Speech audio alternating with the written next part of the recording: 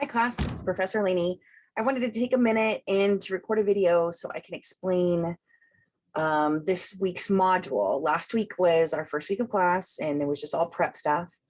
Again, if you didn't get all that figured out, or if you didn't, you're like late by a couple days, no problem, get it in, don't freak out. I know sometimes people go, oh, I missed a deadline, I need to drop the class, or people get embarrassed and then never show up again. Don't do that. We have a very limited time to learn a lot of stuff in this class. And this is where I get to tell you, this is a new book. I think I kind of hinted at that. This is a new book this semester. So even though the content is similar, it's different enough to where I'm developing brand new things every week. So there's a nice little foundation of predictable items every week, but then on top of that, I'm doing some little fun new stuff. I'm really invested in course design and making sure that there's not too much work, but not enough work, that you guys are actually learning through different ways, that the target dates are there to help you. If you need an extra day or two or extra, like, again, turn things in at 8 o'clock, but if you can't make it 8 o'clock and it's like 10 o'clock or midnight, that's great too, or even the next day, whatever. I look at all these different factors that to me reflect real life, so you guys can be as successful in your own way. This is not about me, not at all. This is your education. I'm just kind of like your tour guide on this piece.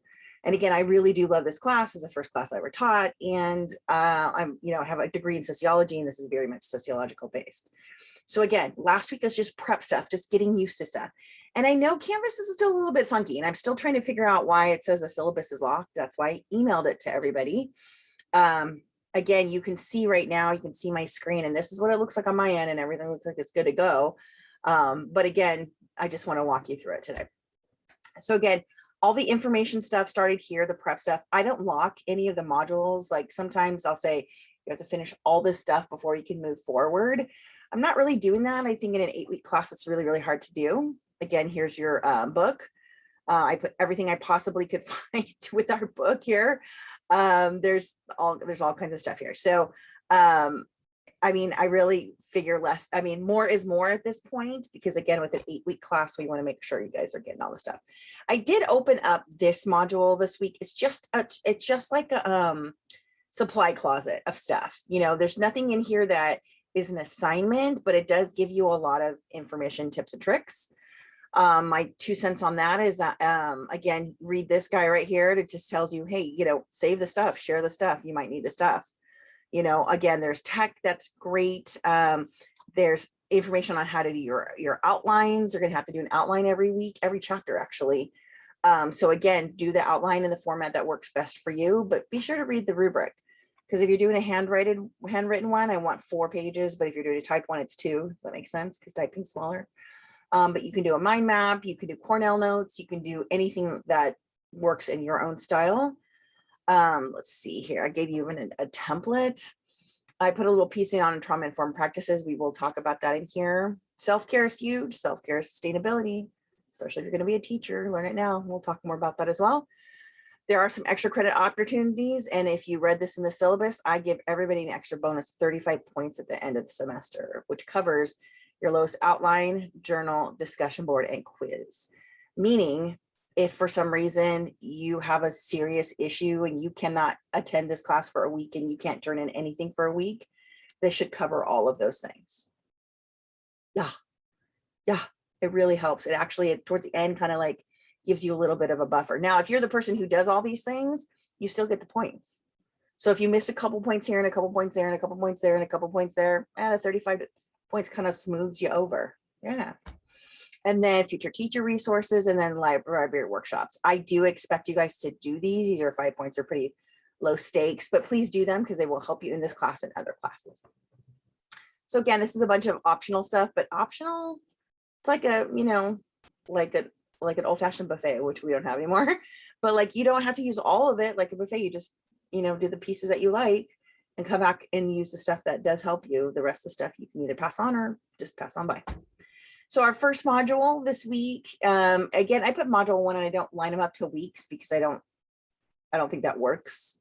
The weeks of the course are different than the modules, right? We have 9 modules and we fit them into our 8 weeks. Now, again, our semester has Thanksgiving week and a Wednesday holiday. So we're going to do the best that we can. And we're going to try to make it as meaningful and consciously designed as possible. So every module is going to look about the same. If you've taken classes with me before, you've seen my format and my setup. So every module starts with an intro and it also ends with a summary. I just need to double check the summary before I launch it because I did not launch it here. That's how I work. You know, if you guys don't see it, it's because I just need to polish it just a little bit more. And then make sure that you do your chapter readings. Now I put this as a due date and that's just like a, hey, read me. That's not like something to turn in. That's not like it'll show up on your to-do list over here, right? But it won't like go on your grade sheet. So once you click on it once, it just assumes that you've read all of it. You can't read that fast, nobody can, but yeah, just read it and watch the videos that we selected for that. Okay, and it does correspond with the book, that module that's up here, see? So same thing, I'm just guiding you through it. Now, because this book is new, it's not everything to everybody, let's just say. So I kind of fill in the blanks with different pieces, like different activities and different assignments. So definitely notes. Again, I'm looking for a 2-page type. It could be Roman numerals, bullets, but make sure that it's single spaced if you're doing an outline, that makes sense. 2 pages on that is pretty awesome, right? That's the equivalent to 4 pages handwritten. Again, if you're handwriting, take a picture, make sure that's legible and not sideways, please. And let's see. Oh yeah, you can do Cornell notes, mind maps, whatever. I gave you a bunch of tips and tricks in the supportive module. But if you have any questions at any time, reach out. Notice there's nobody asking me questions in the inbox or Pronto. I'm here. I literally am on campus right now. I'm on campus Mondays and Tuesdays, Wednesday, Thursday, Fridays. I work from home, but I am literally on first thing in the morning. I check Canvas inbox because I feel like I work for you guys. This is my primary job is teaching. If the dean wants to get a hold of me or somebody else wants to get a hold of me, they usually just text me and I want to make sure I'm hitting you guys first. So about around 8 a.m., about 1 p.m. after I lecture, and another at about 8 p.m. I'm checking, boom, boom, boom. I try to get to your questions that day or the next day. I just want to make sure that nobody has that anxiety of having questions, right? And I'm super approachable. So just Pronto is great. Pronto will give me a push notification on my phone. I do try to keep it to between 8 and 8 Monday through Friday. But sometimes if I'm just laying down and chilling out and I get a notification on my phone, I'll answer it. So Pronto is kind of the fastest way to get a hold of me. And if I can't answer you right then, I'll tell you, hey, like it's a little bit late. Can we get to this tomorrow? Let me check in with you after 10 a.m. or something like that. So I'm open, so ask me. Every chapter, every module is going to have a discussion board. This one this week is super duper easy. We're just kind of getting our feet wet, We're talking about the systems that we learned in chapter 1, the bioecological system or family systems theory, and which one stood out to you? Which one did you like and why? And how do you see your own family fit into that? Please give me 3 examples, right? I have to tell you, I'm a huge fan of both of them. By the bioecological, the Bronfenbrenner model, that's what our old book was based completely on. I mean, like 90% of our book was Bronfenbrenner. I like Bronfenbrenner. He was part of the Head Start, creating Head Start program for an entire country. And so he's a good guy in there. Kind of looks like my own grandfather, no kidding. And the family systems theory, I learned this in grad school. I went to school to be a therapist.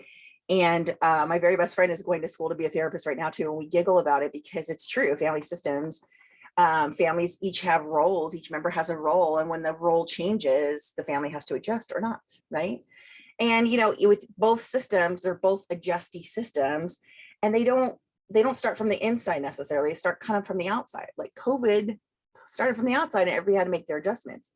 We all saw how some people handled it really, really well. And some people did not handle it very well at all, right? So some families got stronger, some families fell apart. But so either one of those systems you pick, tell me why.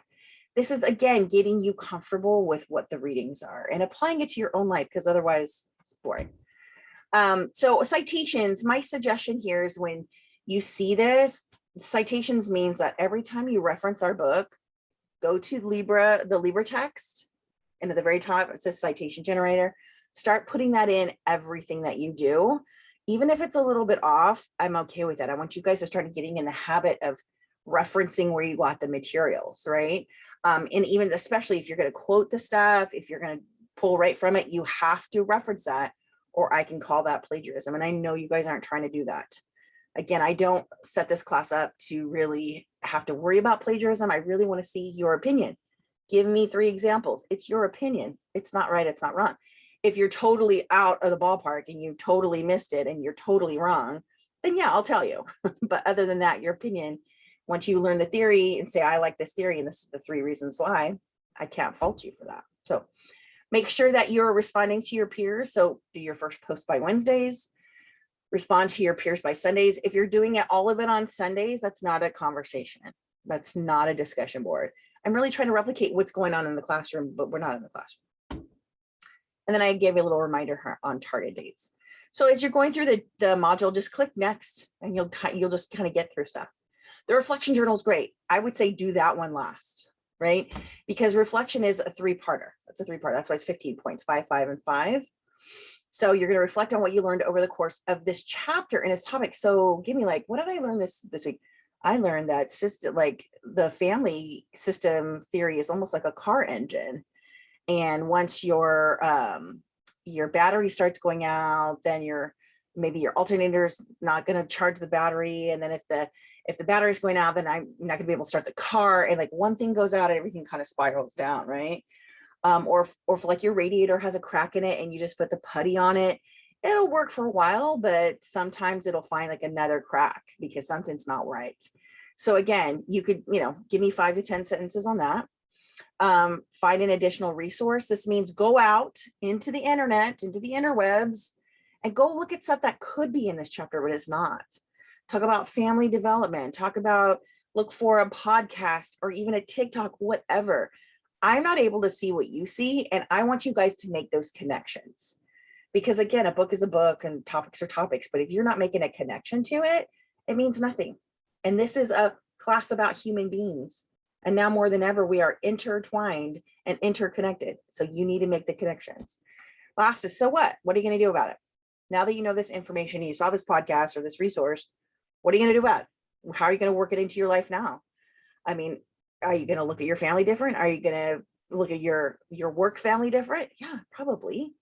I mean, these things apply to even work families or extended families or friends who feel like families and things like that. So give me your 3 different sections. You'll get the 5, 5, and 5. I gave you some tips and tricks. And again, I gave you some more information on the target dates.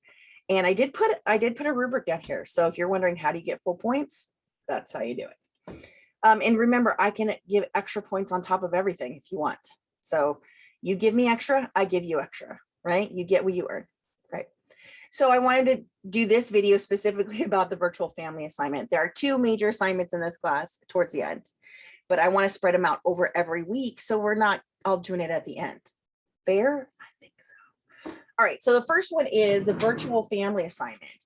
So essentially we used to teach this class and have this a very similar type of assignment, but we've sort of expanded it, but we also made it more laser focused.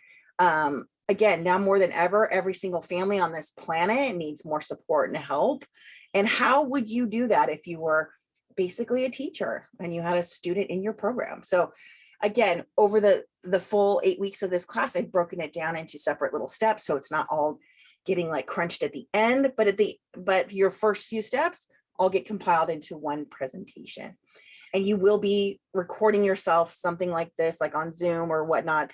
I think you can also do it on QuickTime. You can also do it on Prezi. You can do it on, I think, Google, PowerPoint. There's a bunch of different ways, and we'll talk about that as we get closer. But week 1, super easy. There's 2 major things that you have to do, super easy. I'm not going to read every word to you, but I'm going to give you the overview. So I call it VF, virtual family, okay? And it's week 1, so it's VF1, and I did ABC. So now you know my lettering, and it just helps line up in the grade book nice too. So you choose a family vignette and you share it with the class in a discussion board. I'm giving you the family vignettes. You read through them. You just pick your favorite one. They are different cultures. They are different family makeups. They are different ages of the child. Some are more stressed out. Some are like, maybe have a developmental disability. You get to pick, right? And I'll take you to the discussion board and we'll get that as well. You're going to also identify the family needs or the influences that are maybe affecting the family and the relationships inside of the family and outside. Those needs, those influences will help guide you for the rest of the class, right? For the rest of this project. And then you're going to write a welcome letter. I give you guys an example too. So I'm linking you guys to that. So I'm just giving you an overview, then a more specific overview, and then the actual instructions. So again, instructions for choose a family vignette. Well, let me get to this. I'll get you this hyperlink. I put it in the other page, but I'll make sure you have it. Again, you can choose any of the family, and then you're going to click to this discussion board. I'll hyperlink that as well. And I'll take you to it. It's actually just right below this in the module, or if you click next. Number 2, identify the family needs. Again, I gave you prompts, like little bullets on what do you think? So like if there's a family with a child in a wheelchair, what are the areas that the wheelchair, how does that help? How does that influence their relationships or behaviors, or how they work around the school or the community or their other family members? And then also this last part, you're going to write a welcome letter. Okay, so here's your checklist. If you've chosen your family vignette, you went to the discussion board. Again, I will hyperlink that so you can go right there, or it's just below. You discussed and supported your peers in a discussion board, right? Because you guys are all be picking from the same list. Some of you may have a similar choice. Some of you may have a different choice. Some of you may be stuck, but this is where you help each other out. And then you submit a welcome letter. So basically all you have is a discussion board with 2 parts and a welcome letter. That's it, right? Now, every week, this assignment is going to be about 10 points. And then towards the end, when you compile it, it's about 40 points. And then when you compile it, that's another 60 points. So 100 points total. And I put here the expected scope of work. This should take you between 1-3 hours. That's it. That's not a lot. Remember, in an accelerated class, instead of 16 weeks, it's 8 weeks. I should be doing twice the work to get the same amount of units. So when people like kind of trust me, I have a teenager at home. So when I get the eye roll, this number could be more. Instead of 1 to 3, it could be 3 to 6 or 6 to 9 very easily. Okay. Again, if you're confused in any respect, let me know. Let's see, keep all your work organized and saved. Create a folder. I don't care if you put it on your desktop or in your folders or on the cloud or whatever. Create a folder. I create a folder for everything that says CDEV 110, CDEV 107, CDEV 221, whatever. Create a folder. Okay. And have fun with this. We're going to have fun. This is just our first step. So let me go to next, which is our discussion board.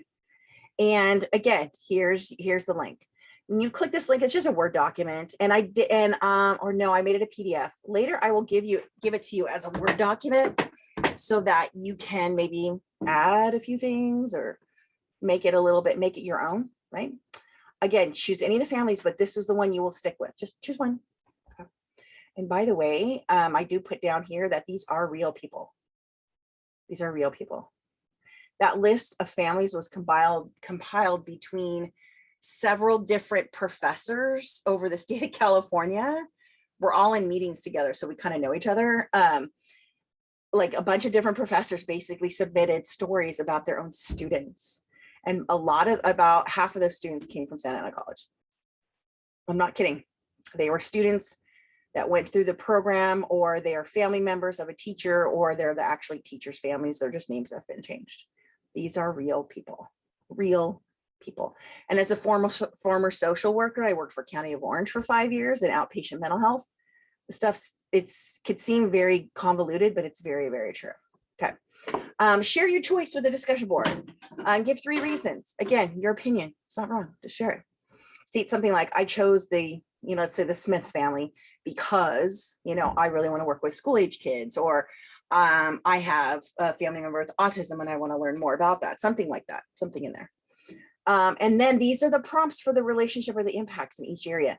This is what we're looking at for our whole class. And if you look on the page 1 of the syllabus, student learning outcomes 2 and 3, we are looking for relationships between the child, family, and community. And we're also looking at relationships and impacts of the educational area, the political area, and the socioeconomic area. So, right, is your school good? Is your school supportive, or has your child gotten kicked out of school a bunch of times? Are your parents on good terms with the schools, or are your parents fighting with the schools? That's a relationship. Yeah. So again, let me start at the top. The child's relationship and impact on the family. If you have a child who is disabled, you're going to have a different set of relationships within that family. I have a child who's disabled. It is funky. It is not super easy. It's not. Some people handle it better. Some people in the extended family don't acknowledge it. There's a lot of stuff there. So I want you guys to think outside the box a little bit.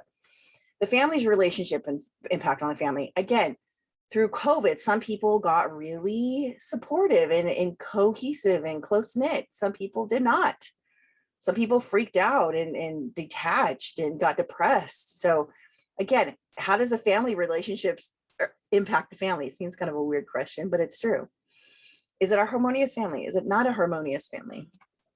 Oh, let me see if I just realized my microphone's way over here. So hopefully that sounds better. And the community's relationship. So let's say you're brand new to the country, or you live in a community that's not very supportive of you, or you pick, okay? And the educational relationship, I can tell you, I've had a lot of struggles with my son's educational history. And so he's in a great school now, but I mean, I'm still struggling with the school district. But his school is good, even though it's being paid for the school district and it's a private school. Yeah, that's how bad we've gotten. The political relationship. Again, in my house, we don't even share the same political party or the same religious values, nothing. So there's a lot of like questions and comments and things like that. So sometimes it's harmonious that way. We are very respectful of everybody else's choices in life. But again, some families are extremely harmonious and very entrenched in a church, and some are not. Some are like, theirs is the church of Monday Night Football, basically, and they're just like really, really happy with their one team.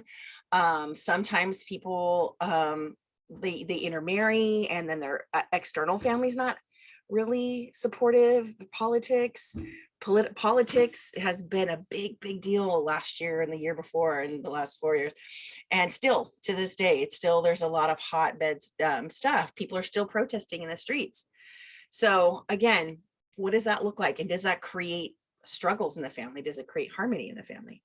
And the last is a socioeconomic relationship. And that's a fancy way of saying education and income. What are those impacts on the family? So again, this might look like a lot, but give me at least one statement, one statement on each one of those bullets, so I know where your head's at. If you're stuck, no big deal. Ask the discussion board. I'll try to get in there. I saw a couple people already posted, which is super awesome. And I can help guide you. Again, if you have any questions, reach out. Just respond to 2 more peers by Sunday. So if you get this in now, you'll have a conversation. This is like if I sat you in the classroom and said, all right, you guys, pick a family. And what do you think answer these questions? You guys could sit at a table and do it. We're just not sitting at a table and doing it. We're doing it in a discussion board. So again, show me what you got, at least 2 responses. If you give more, you could get more points, right? And so I want to see what you got. So if somebody, I already have a response in there. So go for it. I'm going to respond to that after I post the video. And then after this, that's the discussion board. So you picked your family, you identified the influences and whatnot. The last part is a letter, sample letter.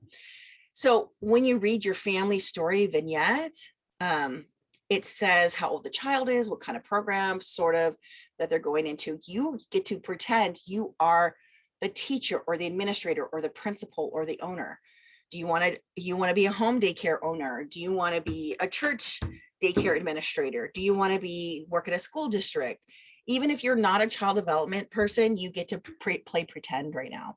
If you never have children, you're going to be an aunt and uncle or have neighbors and whatnot.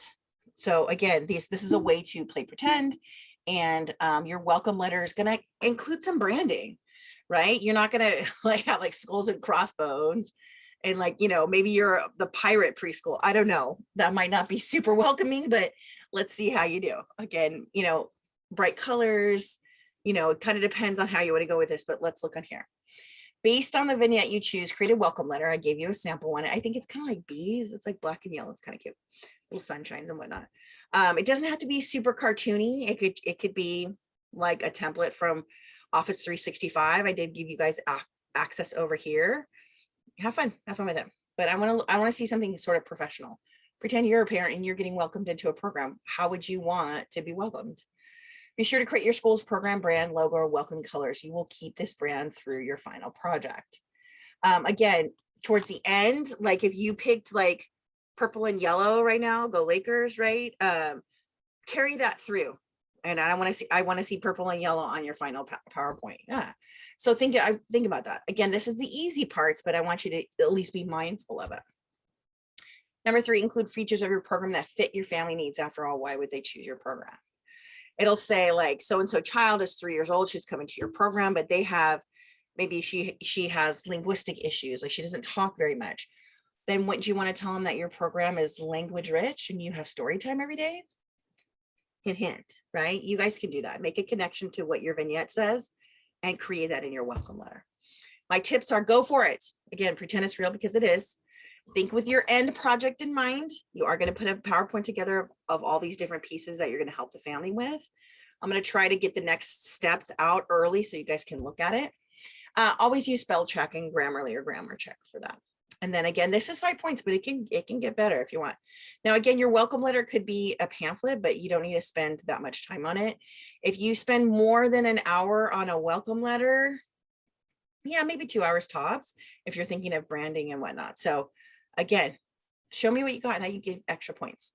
Even if I gave you 1 extra point, that's 20% above 5. Yeah.